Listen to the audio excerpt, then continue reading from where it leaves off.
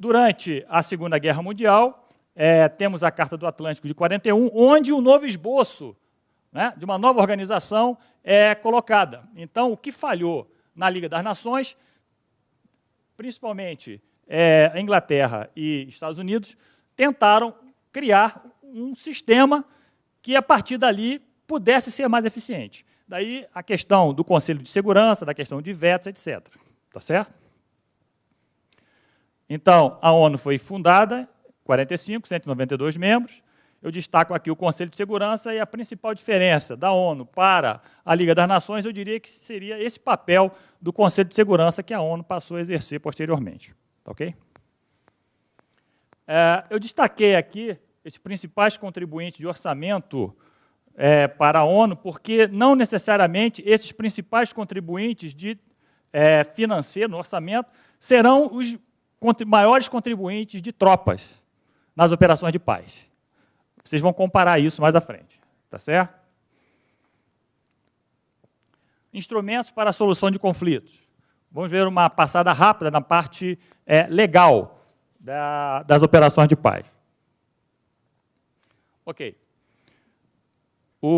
Temos, então, a resolução do Conselho de Segurança que estabelece o papel das tropas, dos atores envolvidos nas operações de paz, decidindo pelo capítulo 6 ou o capítulo 7 da Carta.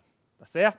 O capítulo 6, a solução pacífica de controvérsias, sem presença de tropas ou bloqueios, e o capítulo 7, com a imposição da paz. Tá certo? Então, estamos lá, o capítulo 6.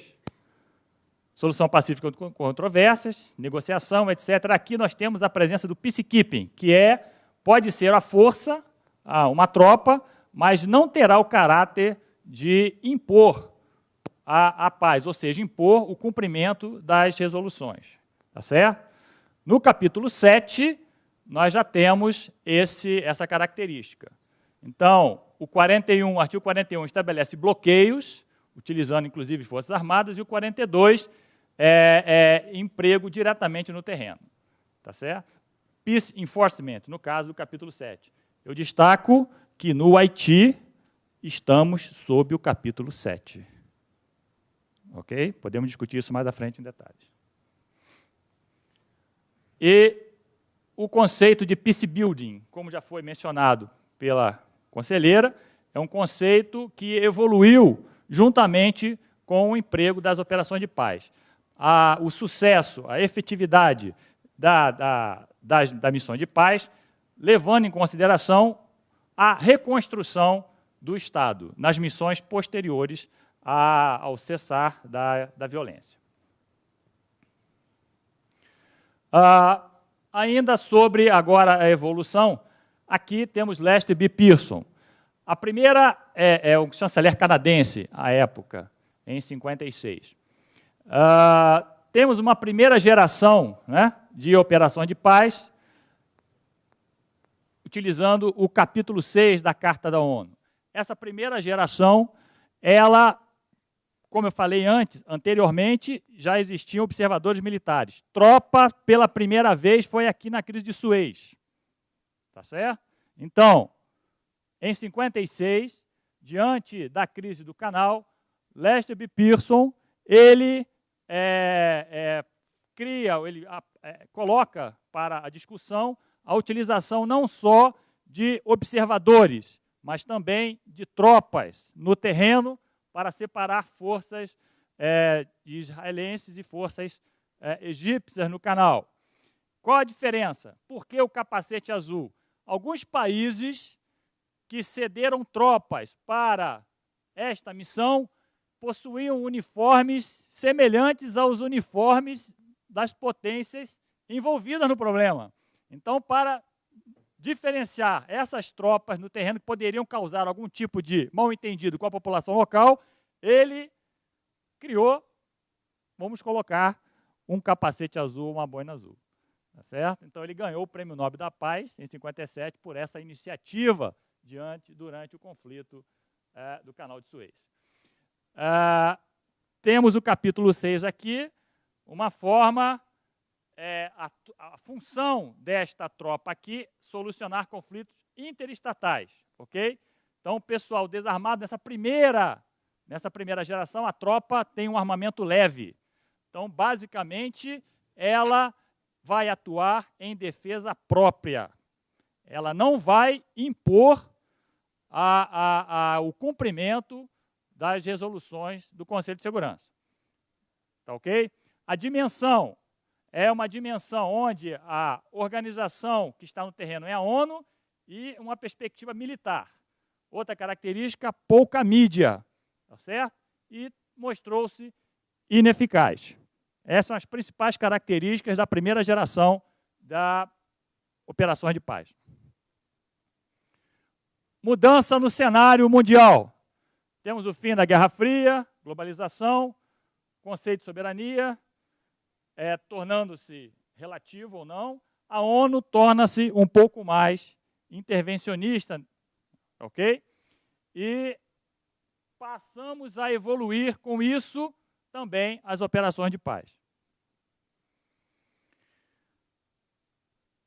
Neste cenário, as partes envolvidas possuem objetivos extremistas, são múltiplos atores, temos emergências humanitárias acontecendo, os civis são alvos constantes e ondas de refugiados. Olha o cenário que se coloca diante das forças de paz, com a evolução. Passamos, então, já daquela primeira geração, para uma segunda geração, eu diria ali nos anos 80, início dos anos 90, chamado capítulo 6,5. Isso foi um artifício criado para dizer que as tropas, a partir daquele momento, não só atuariam em defesa própria, poderiam utilizar um pouco mais a força na proteção dos civis, e já se verifica componentes multidisciplinares que não só o componente militar. Então, chama-se um capítulo 6,5. Não existe um capítulo 6,5, mas é uma forma de caracterizar a diferença daquela primeira geração de operações de paz para uma segunda geração. E temos aqui a terceira geração, que é a atual, onde não há necessidade de que todos os atores envolvidos no conflito tenham permissão para a atuação do Conselho de Segurança para tropas no terreno. O 6, a primeira geração, e na segunda, as partes precisam consentir. Aqui, no capítulo 7, nem todas as partes precisam consentir. Eu coloco aqui o Haiti. Por que eu coloco o Haiti aqui? Em 2004, quando o Brasil enviou tropas para o Haiti, o presidente Aristides tinha sido deposto. Em seu lugar, assumiu um governo provisório que ainda não possuía um reconhecimento nem internacional nem nacional. A ONU emite uma resolução para atuar no Haiti, e nem todos os atores envolvidos consentiram. Então, é capítulo 7. Tá certo? Então, é uma mudança da política externa. Ok? Tínhamos um discurso e esse discurso teve que se adaptar. Evoluiu para solidariedade e para não indiferença. Tá certo? E estamos lá sob o capítulo 7, com o respaldo das Nações Unidas. Ok? Pode causar choque, mas essa é a realidade. Então, como característica dessa nova geração, terceira geração de operações de paz, temos o caráter multidimensional, o amplo espectro multidisciplinar, a conselheira já falou sobre isso, a participação da mídia é mais intensa, temos uma atuação conjunta de vários atores, políticos, diplomatas, militares, apoio eleitoral, há um foco no desenvolvimento, outras organizações que não a ONU. O problema é coordenar tudo isso. Pode ser, ao mesmo tempo que é